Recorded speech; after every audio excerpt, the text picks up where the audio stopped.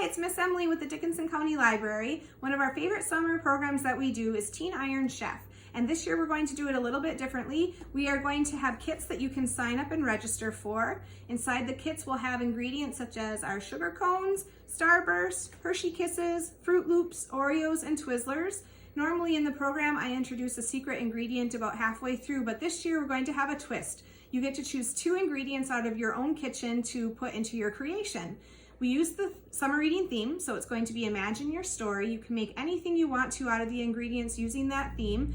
And the best part is you get to eat it when you're done. Make sure you take a picture of it and post it on our Facebook so that we see what awesome thing you created, and then have fun eating it afterwards. To register for the program, you need to call the main branch at 774-1218 and sign up for a time to pick up your kit. It'll be like a curbside pickup, and we're super excited to see what you make this summer.